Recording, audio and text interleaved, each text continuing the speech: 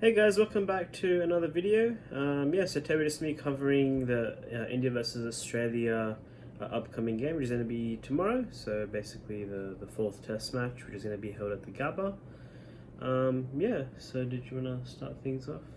Yeah, well, I guess the first test is at the Gabba. Obviously, you heard Tim Payne letting Ashwin know about that.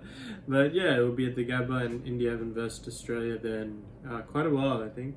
Yeah, I believe so, yeah. Yeah, and Australia haven't lost there in like 30 odd years, so it's a bit of a fortress for them. Yeah. I mean, England call Edgbaston their fortress, and they haven't won. I mean, they won there for like 5 years, 10 years. I wouldn't call that fortress, but yeah, Gabba's is definitely Australia's fortress. So, how do you think the bouncy decks will favour Australia and India, or either of them really?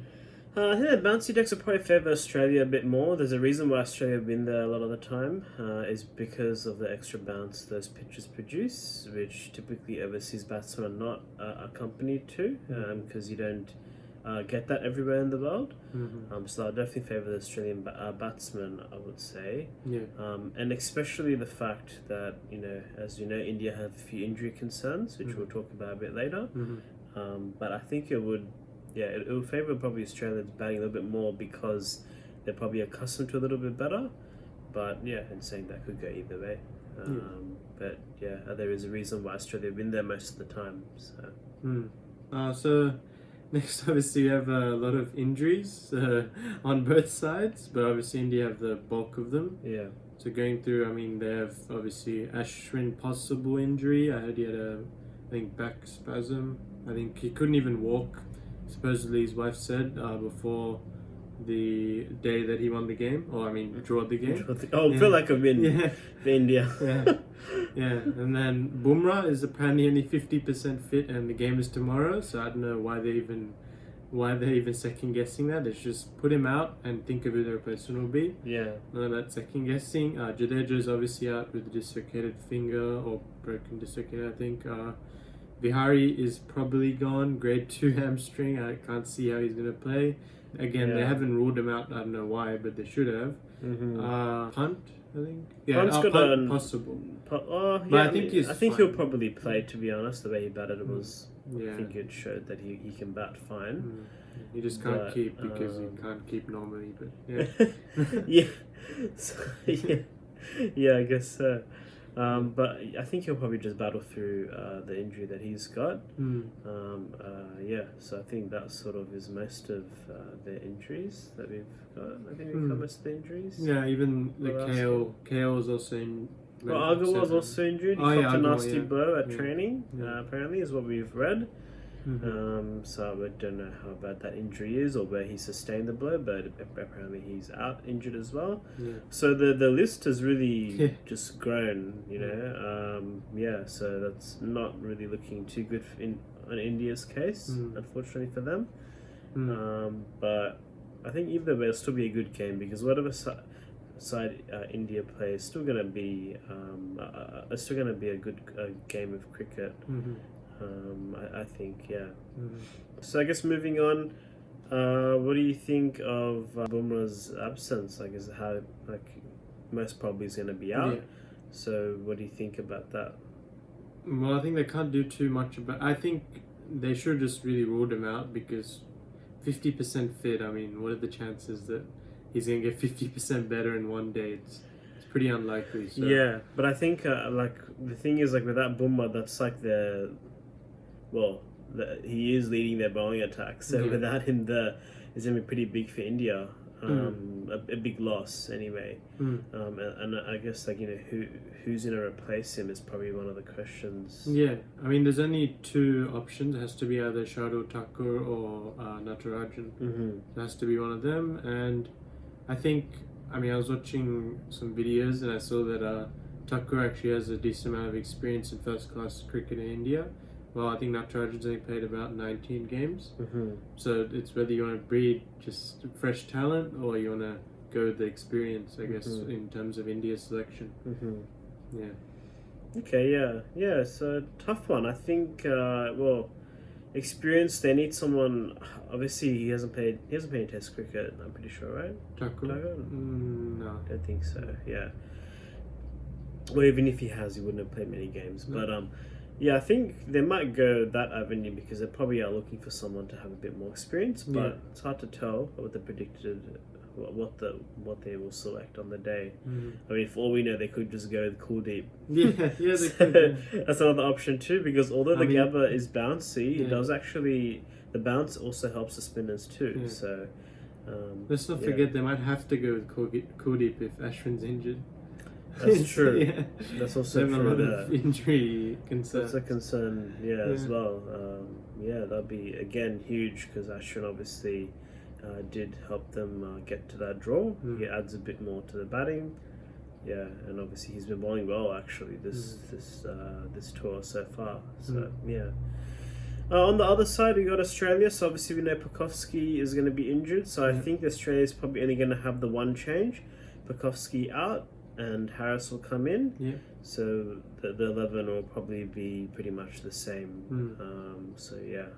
Aside from that, I think they'll probably just keep it the same. I don't think. I haven't seen any other injuries. No. The only other possible could be Wade maybe going out, but I don't think they'll go with that because they didn't lose. It's a possibility, yeah. But I think Harris coming in does weaken that top order again. It's a bit shaky. And Warner has not been in form for a while now. And Harris, I don't think he'll last too long against. Maybe the Indian attack will also be less experienced, and maybe he'll do better. But that top two, not the top order, but the top two look shaky. Yeah. I mean, 3 and 4, of course, aren't shaky, but I mean, I guess on the flip side, India's top order looks pretty. It's definitely a strong. Looks pretty alright at the moment. So Gill, Sharma, Pujara, Rahane. The top order is looking pretty good. So it'll be interesting to see how they go on those bouncy decks. It will be challenging for sure, but it'll be interesting to see how they go. And lastly, I guess your final predictions. What do you think? Who's going to win this game? I think Australia once again have to bank on Maris Labuschagne and Stephen Smith.